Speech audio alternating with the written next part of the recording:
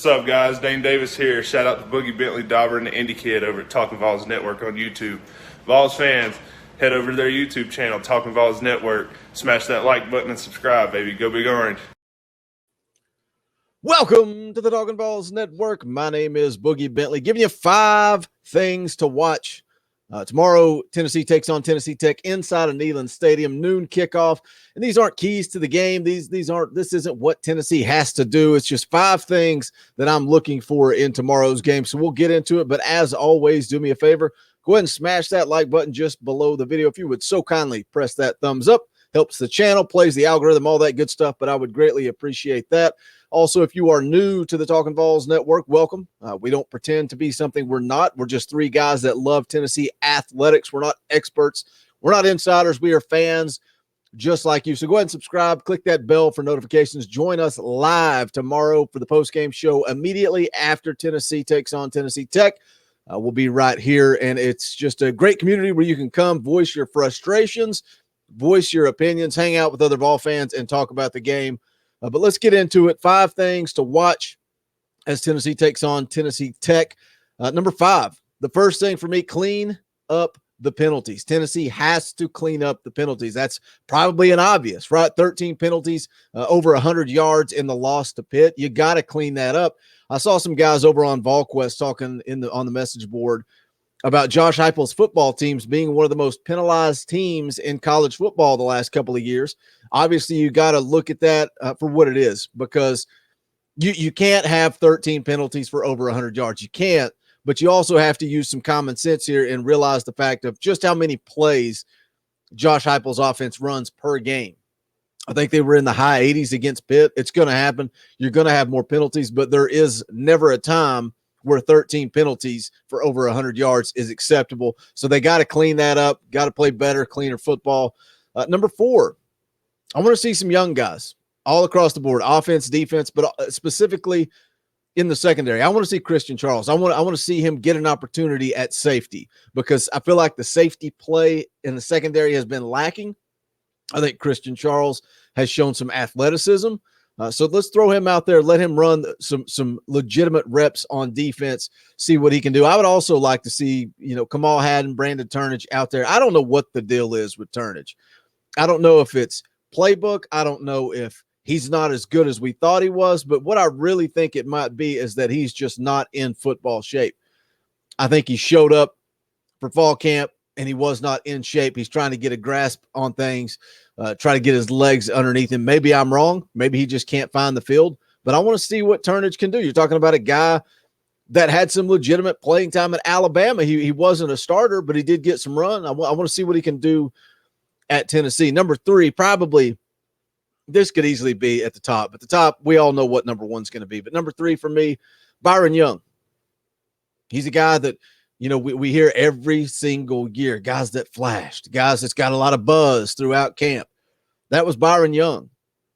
We heard it from coaches. We heard it from the offensive line that had to block him every single day in practice.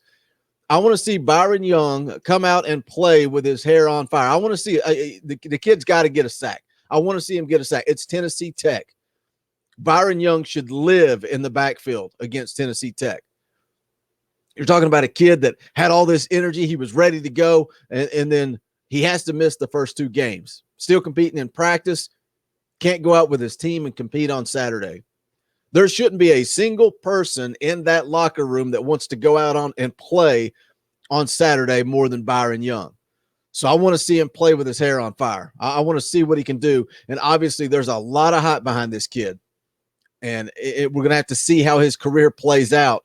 But I want to see something on Saturday. I want to see that spark. I want to see him bring something to that defense. A defensive line that has played pretty good thus far. They've got to find a way to get more pressure on the quarterback. But overall, as far as grading out, that defensive line has done their fair share. A defensive line that we talked about all spring, all fall. Where are they going to be? They were lacking. Rodney Garner's got that defensive line playing solid. I want to see what they look like with the addition of Byron Young, especially feel like Tyler Barron's looked good to this point. Let's throw Byron Young out there and let's get after that Tennessee Tech quarterback on Saturday. Number 2, Tennessee has got to find a way to create some turnovers on defense. To this point, I believe it's around -5 in turnover margin. Tennessee defense is yet to force a turnover. When Tim Banks came in, that's all the talk we heard is they're going to play aggressive and they are going to force turnovers. We've yet to see it.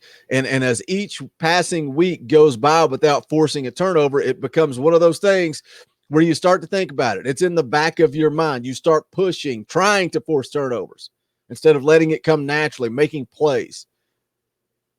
But as Tennessee heads into the SEC schedule, they're going to have to force turnovers. It is what it is. It's part of it. That's probably the two biggest things for this defense that and they're both on this list. You got to find a way to get after the quarterback, and you've got to find a way to force turnovers some way, somehow. I feel like Tennessee has an advantage in special teams play when you talk about three phases of college football. I feel like special teams has delivered to this point. I want to see the defense get a little bit of an advantage, go out for some turnovers on Saturday against a very lacking Tennessee Tech team. The number one thing I want to see, and we all want to see it, some type of consistency at the quarterback position. It's going to be interesting to see what Josh Heupel does with the quarterbacks on Saturday. For me, honestly, I'm to the point, I'm ready to see what Hayden Hooker can do with a full week of practice, with a game plan for him. I want to see if he can go out and execute. But I also think that Josh Heupel is, if Joe Milton is healthy, I still think Josh Heupel is going to trot him out there. I think Joe Milton is still Josh Heupel's quarterback, and I think he is going to play him. But at what point do you say Joe's not getting it done? We've got to move on.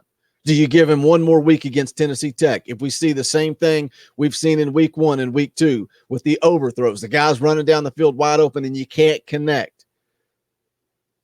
At what point do you move on? At what point do you hand it over to Hayden Hooker and see what he can do? I thought Hayden Hooker looked good at times. Both guys have to protect the ball. Joe Milton's, he's not really thrown into traffic. He had the touchdown pass to Tillman against Bowling Green that was into traffic. Tillman went up and made a play. But other than that, Joe Milton's really not risked turning the ball over through the air. He's had a couple of fumbles. Hayden Hooker had a fumble. Hayden Hooker had an interception. You have to protect the football first and foremost.